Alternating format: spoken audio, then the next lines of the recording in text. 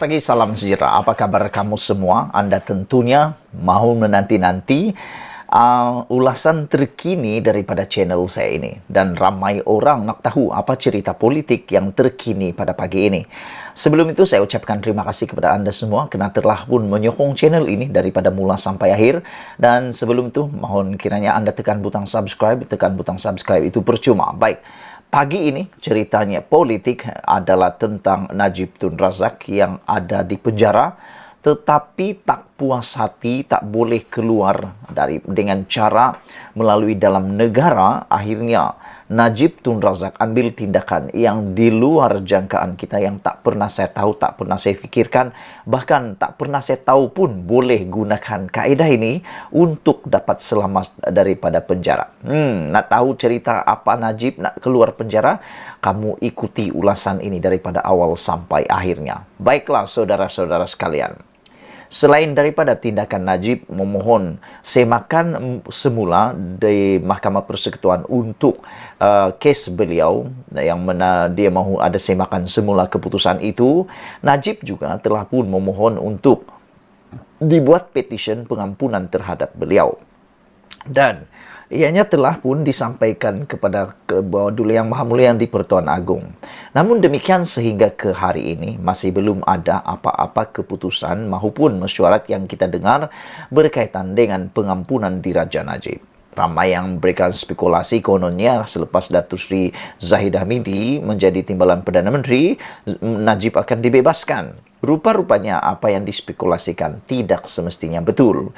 Kerana betullah Anwar Ibrahim tidak langsung mahu bekerjasama ataupun mahu campur tangan di dalam kes-kes tersebut. Namun apa yang berlaku kemarin apabila Najib membuat keputusan, pasukan peguam ataupun pasukan Najib membuat satu keputusan yang tak pernah kita tahu dan tak pernah kita buat, dan mungkin juga telah pun mengejutkan istana negara apabila Najib mengheret kerajaan ke PBB pula. Wow, tak boleh lepas di Malaysia, Najib buat keputusan nak lepas melalui PBB pula.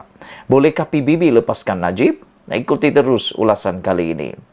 Hari ini Najib mengheret kerajaan ke PBB atas dakwaan penahanan yang sewenang-wenang.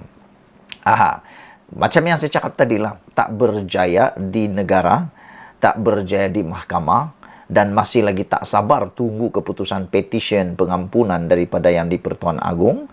Najib akhirnya mengheret kerajaan ke PBB pula. Saya fikir ini satu tindakan yang betul-betul akan mengejutkan Agong. Kerana ini sudah melangkaui daripada kuasa dalam negara kita sendiri. Saudara-saudara sekalian, bekas Perdana Menteri Najib Razak telah membawa isu pemenjaraannya di Malaysia ke Pertubuhan Bangsa-Bangsa Bersatu atas dakwaan penahanan arbitrari ataupun sewenang-wenangnya. Nah, Najib nak sangatlah keluar, tak sabar lagi kalilah untuk keluarkan. Peguam bela Najib Muhammad Safi Abdullah memberitahu taklimat media petang tadi bahawa petisyen berkenan difailkan secara digital di Kumpulan Kerja Majlis Hak Asasi Manusia PBB mengenai penahanan arbitrari petang ini. Pada 23 Ogos tahun lepas, Mahkamah Persekutuan Putrajaya menolak rayuan Najib untuk membatalkan hukuman penjara 12 tahun dalam kes rasuah SRC Internasional bernilai RM42 juta. Najib kini sedang menjalani hukuman penjara di penjara Kajang. Permohonan Najib untuk menyemak semula keputusan kehakiman ditetapkan untuk dibicarakan di hadapan Korum Mahkamah Persekutuan yang baru di Putrajaya pada 19 Januari ini. Bermaksud tak lama lagi, satu-satunya hayat yang tinggal untuk Najib, iaitu semakan keputusan kehakiman, akan dibuat pada 19 Januari. Tetapi yang ini bukan lagi pada semakan kes Najib, tetapi semakan keputusan Najib. Dan belum pernah sebenarnya ada kemenangan satupun dalam kes seperti ini. Ketika sidang media di firma Guaman Safi dan Partners di Bukit Tunku di Kuala Lumpur petang tadi, Safi berkata mereka memfailkan petisyen agar UNWGAD meminta Malaysia membebaskan atau membicarakan semula Najib dalam kes SRC. Wah, ini memang luar biasa. Yang pertama tadi meminta Malaysia membebaskan. Ini memang luar biasa lah. Kalaulah betul ini PBB boleh membebaskan Najib, ini sudah melampaui kuasa yang di Pertuan Agong. Atau membicarakan semula Najib dalam kes SRC, ini pun akan menyebabkan kuasa undang-undang Mahkamah Malaysia akan dilangkaui oleh kuasa PBB pula. Saya tidak setuju langsung dengan idea ini, kerana saya tak pernah tahu pun benda ni ada.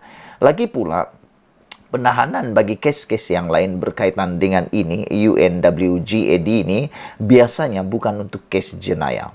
Biasanya ianya tentang kes-kes seperti perkara-perkara yang lain yang belum disabit dan sebagainya. Tetapi yang untuk Najib ini telah disabitkan sehingga ke peringkat mahkamah paling tinggi di Malaysia, dan mereka pula meminta, pasukan peguam pembelaan Najib ini pula meminta untuk PBB campur tangan untuk Malaysia membebaskan Najib atau membicarakan semula Najib. Saya tak setuju langsung dengan idea ini. Bagaimana dengan anda? Adakah anda setuju dengan idea ini? Kerana pada pendapat saya, ada dua hal. Pertama, ini melangkaui kuasa yang di Pertuan Agong.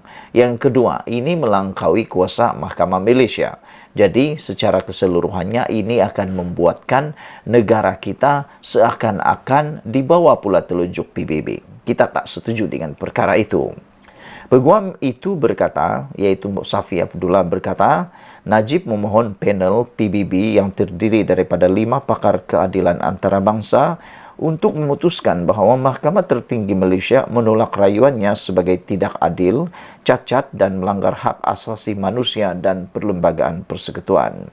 Safi mendakwa Mahkamah Persekutuan tidak memberi masa yang cukup kepada Peguam Najib untuk membuat persediaan bagi rayuan dengan membenarkan penangguhan pendengaran Najib.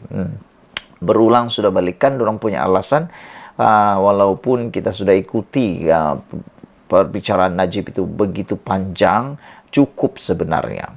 Pada dasarnya, Najib telah dihantar ke penjara tanpa peluang membela diri di Mahkamah Persekutuan, kata pasukan pembelaan Najib ini. Beberapa hari terakhir rayuan itu pada bulan Ogos merupakan keadilan secara tergesa-gesa apabila peguamnya tidak diberikan masa yang jelas diperlukan untuk membaca berpuluh-puluh ribu muka surat kertas rayuan atau untuk menyelesaikan perkara itu dengan 94 alasan rayuan yang difailkan oleh peguamnya sebelum ini. Masalahnya di akhir ataupun saat-saat akhir, Najib sendiri yang menukar pasukan peguam beliau. Adakah itu satu taktik, ada satu cara sebenarnya untuk mahu melengah-lengahkan masa? Itulah yang jadi persoalan besar. UNWGAD yang akan mendengar rayuan itu terdiri daripada 5 hakim hak asasi manusia yang terkemuka. Mereka tidak akan dipanggil untuk memutuskan sama ada Najib bersalah, tetapi untuk menentukan sama ada perbicaraannya adil dan jika tidak boleh meminta kerajaan Malaysia membebaskannya atau memberikannya perbicaraan semula. Walaupun keputusan ini tidak mengikat secara langsung, ia sangat berpengaruh terutamanya kerana Malaysia mempunyai pakar undang-undang terkemuka yang kini menjadi ahli kumpulan kerja ini, kata Safi. Untuk rekod, Malaysia adalah anggota PBB.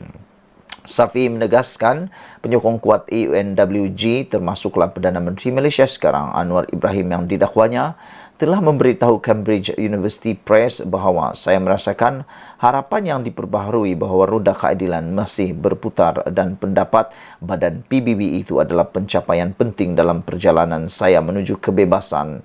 Ketika ditanya oleh media sama ada pasukan peguam Najib akan menggunakan petisyen kepada PBB untuk meminta Mahkamah Tinggi di Putrajaya menangguhkan pendengaran remakan SRC pada 19 Januari, Safi berkata mereka bersedia untuk meneruskan semakan pada hari itu.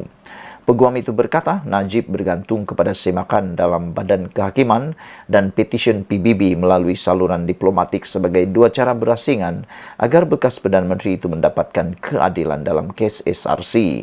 Safi menambah salinan petisyen PBB telah diserahkan kepada bahagian hal ehwal antarabangsa Jabatan Peguam Negara AGC di Putrajaya. Sebelum kita berpisah, sila tinggalkan komen anda, tekan butang subscribe. Adakah anda bersetuju dengan apa yang dibuat oleh pasukan Najib ini? Anda tentukan. Kita jumpa lagi. Bye-bye.